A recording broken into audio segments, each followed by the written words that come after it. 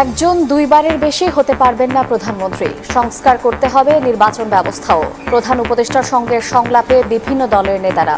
যৌক্তিক সময়ে নির্বাচন আয়োজনের আশ্বাস ডক্টর ইউনূসের। নিরপেক্ষ অন্তর্ভুক্তিমূলক নির্বাচনের ব্যবস্থা করা যায়, তার জন্য আমরা আমূল পরিবর্তনে কিছু সংস্কার প্রস্তাবনা এনেছি। দেশ গড়ার ব্যাপারে আমরা আপনাদের সহযোগিতায় ছিলাম, আছি, থাকবো। নির্বাচন তো হইতে হবে যত তাড়াতাড়ি সম্ভব, তবে সংস্কার করার পূর্বে কোনো নির্বাচন হওয়া কোনো অবস্থাতে বাঞ্ছনীয় না। সংস্কারের জন্য অন্তর্বর্তী সরকারকে সময় দেওয়ার পক্ষে বিএনপি। রাজনীতিবিদদের জনগণের সেবক হওয়ার তাগিদ জামায়াতের। ধর্ম যার যার নিজস্ব চয়েস, এর ভিত্তিতে আমরা এখানে মেজরিটি মাইনরিটিতে বিশ্বাসী না। রাজনীতিবিদরা হবেন জাতির সেফ সেবক, এর বাইরে তাদের কোনো পরিচয় নেই। নতুন সরকার, একে আমাদের সময় দিতে হবে। আমরা